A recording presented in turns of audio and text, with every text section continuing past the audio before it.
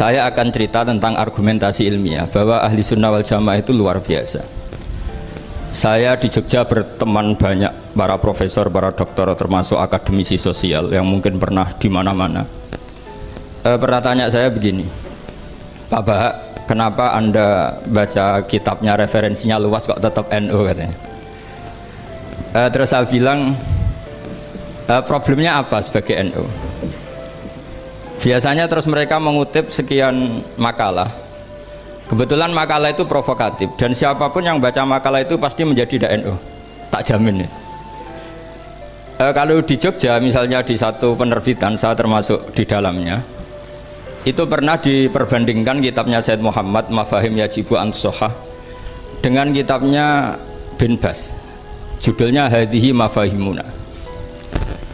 Biasanya kitab-kitab terjemahan Wahabi itu memang cukup provokatif dan dengan narasi yang memang siapapun yang nggak pernah mondok pasti tertarik. Misalnya begini, cerita bid'ah misalnya, Iyyakum wa muhdatsatil umur fa inna kulla bid'atin dhalalah wa kulla dhalalatin finnar, misalnya gitu. Wa kulla muhdatsatin bid'ah wa kulla bid'atin dhalalah wa kulla dhalalatin finnar. Ada yang baca wa kullu bid'atin dhalalah wa kullu dhalalatin finnar. Terus beliau meneruskannya begini, kata Bin Bas, hadza huwa Rasulullah hakama bi annal bid'ah kullaha dhalalah. Terus diteruskan wajar asy-Syafi'i faqasama ila hasanatin wa dhalalatin wa sayiatin. Jadi dengan narasi seperti itu orang itu tahu bahwa Syafi'i itu kurang ajar tenan gitu, kira-kira gitu. Jadi dia ini Rasulullah yang mengatakan semua bid'ah ini dhalalah, tapi Syafi'i lancang dengan membagi ada dhalalah, ada sayi'ah, ada hasanah, ada sayi'ah. Ini aneh katanya. Wong Rasulullah yang nabi saja bilang satu semuanya dhalalah, kok dia bilang dua kan? Diredaksikan Jaro'a, kira-kira makna sedannya yang lama atau berani, sehingga orang mesti tanya kenapa sih tidak ikut Rasulullah saja. Tapi ini satu ilmu, setidaknya ilmu perdebatan, bukan ilmu hakiki, karena kita tidak tahu yang diridhani Allah yang mana. Tapi kemudian Said Muhammad dalam kitab Abu Abdul Faros, juga dalam kitab-kitab beliau menyanggah itu dengan mengatakan jika makna bid'ah adalah yang nggak pernah dilakukan Rasulullah, itu salah besar. Terus beliau cerita sekian hal, termasuk yang diceritakan adalah ada seorang sahabat ketika sholat dengan Rasulullah tidak pakai doa mainstream, yaitu ketika i'tidal sahabat tadi bilang alhamdulillah hamdan katsiran thayyiban mubarakan fih. Setelah itu setelah Nabi habis sholat tanya ayyukumul qail, siapa tadi yang melafadzkan itu? Semua sahabat diam karena takut disalahkan. Tapi apa yang dikatakan Nabi? Tidak, saya tidak akan menyalahkan. Saya tadi melihat isna asyara malakan. Saya tadi melihat 12 malaikat. Yabtadirunaha ayyuhum yaktubu awwalu. Semuanya itu bergegas siapa yang nulis awal. Terus kata sahabat tadi, ha anadha ya Rasulullah. Padahal ini satu kalimat yang bahkan Rasulullah tidak mengajarkan dan Rasulullah bahkan iskal kenapa ada kalimat itu. Tapi toh dibenarkan oleh Allah dan Rasul. Cerita Said Muhammad kedua adalah ada sahabat setiap ngimami itu main kulhu. Wah, ngimami apa saja main kulhu. Singkat cerita makmumnya tuh gerutu, ini orang kok main kulhu terus ini. Setelah dilaporkan ke Rasulullah, ditanya sama Rasulullah, kenapa kamu main kulhu? Ini dilaporkan ke saya.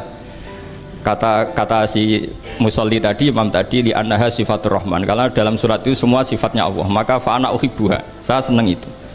Apa kata Rasulullah? Saya disuruh bilang Allah ke kamu bahwa Allah mencintai kamu karena kamu mencintai kulhu.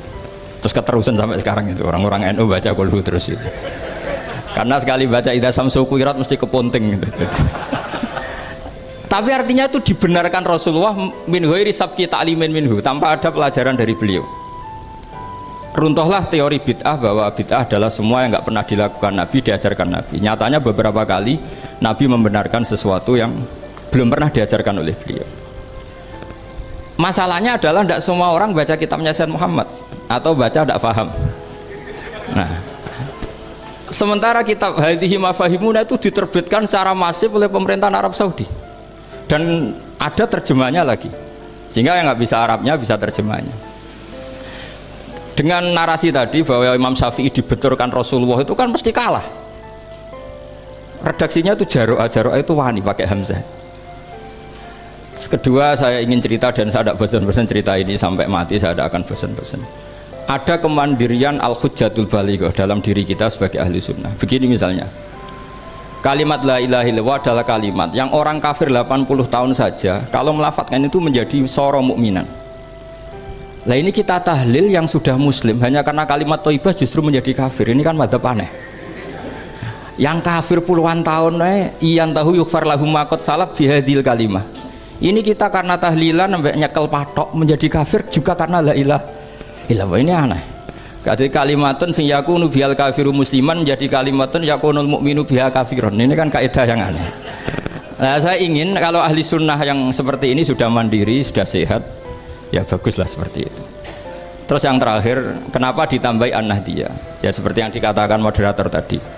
Di terminologi internasional itu kalau ahli sunnah pokoknya yang tidak sabus sahabat ahli sunnah, sehingga Wahabi, Muhammadiyah, Ikhwan semuanya ahli sunnah wal jamaah. Karena kalau di media internasional asal tidak Syiah itu ahli sunnah. Hanya itu saja perbandingannya. Kalau ikramus sahabat ya ahli sunnah, kalau sabus sahabat ya Syiah. Problemnya adalah kita tidak ikut kelompok besar ahli sunnah yang mainstream di internasional karena mereka anti wasilah, anti tahlil. Sehingga terus Indonesia bilang ditambahi ahli sunnah wal jamaah an-nahdiyah.